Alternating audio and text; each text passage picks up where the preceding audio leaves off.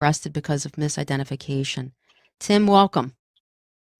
Hi, thank you for having me. I really appreciate it. Well, thank you for taking the time on this Friday before a long weekend to come on the show and speak with us. So, you really have a great, varied, interesting background, and I wanted to begin, if it's okay with you, by taking or having you take us back to May of 1985 in Newark. Can you describe what happened that day, and then if you're willing, kind of lead us into how it led you to become first a police officer, and then a detective, and then an attorney and a prosecutor. Sure. So I started my law enforcement track right out of high school, 18 years of age. I actually turned 19 while I was in the academy. Unfortunately, I didn't complete the first time I attempted to get into the field because I failed a critical exam that was required to continue on with training. So I had to be what they call recycled. I had to go back, start all over again, and then come back into the academy and hopefully do better on that particular area of instruction. While I was out, as you noticed, a reference, my father passed away in May of 1985. I was in Newark, which is the area where he lived in, and where I was born, and my family still lived there, trying to help my grandparents take care of funeral arrangements. And when I dropped them off from visiting the funeral parlor, I was walking back to my car to come to South Jersey and pick up my mother and my sister and bring them back up for services that were going to be a few days later. And it's a long story, but I kind of saw this beat up old Chevy Nova coming up the street, and I was born in Newark, so I knew better that I probably should have hustled to my car right away, got in and got out of there. But dealing with the loss of my father, I'm sitting in a car, I'm thinking about what I had to do when the Nova kind of parked just in front of me, blocking the front end of my car. So I'm looking at the guys like, what the heck's going on here? And average looking guys, beard, mustaches, stuff like that. Nothing that would indicate that there were police officers. And when they got out of the car, I saw one of them had a gun in his hand. I'm like, well, this is not for me. I put the car in reverse and was trying to leave the area when the guy closest to my car shot. The bullet missed me and went to the back seat of my car. At that point, I figured I'm being carjacked. I had a newer car. I got out.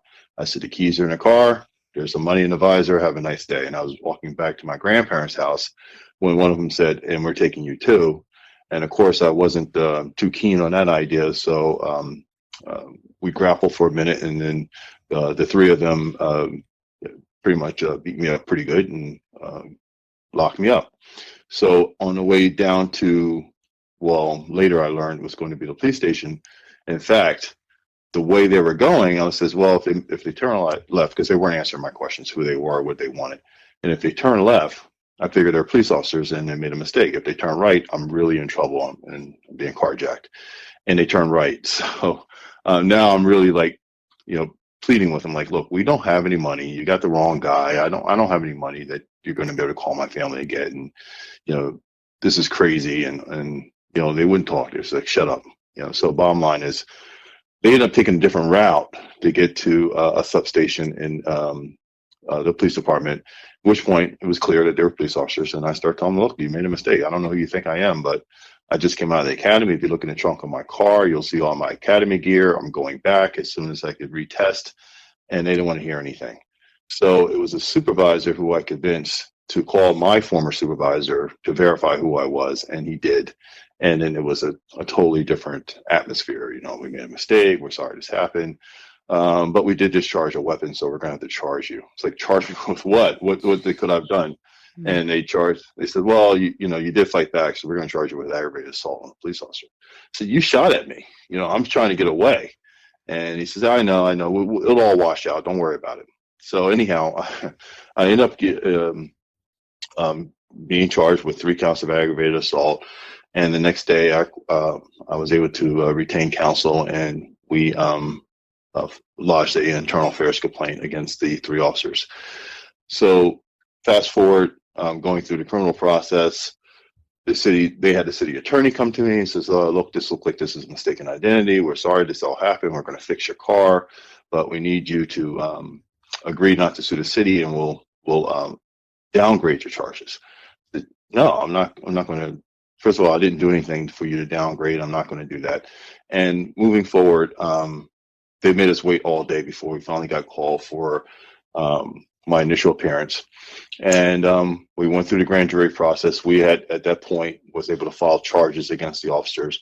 So both cases were presented to the grand jury at the same time. I testified, the officers testified, 3-1.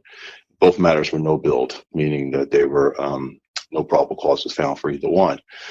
So it was a wash in the criminal court. We brought a civil action and ultimately settled that a couple of years later.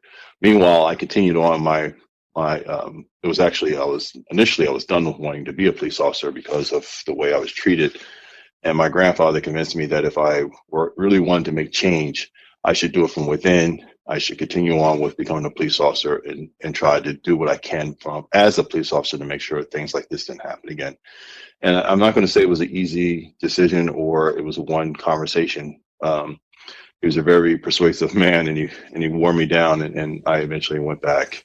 And as you indicated, I had a career. I was in uniform in Cumberland County Sheriff's Department. If you ever see photos of me, I wear cowboy hats because back then cowboy hats were Stetsons were part of our uniform. And while I didn't really like the job I did for them, I loved the hats, so I kept There you wearing go. them. I remember those hats. I'm from Bridgeton originally, and Yes, I remember when they wore those hats. That's yeah, it was the best. I love the hats. I hated the job. well, I mean, it's a good thing your grandfather talked you into it, or we might not be having this conversation right now.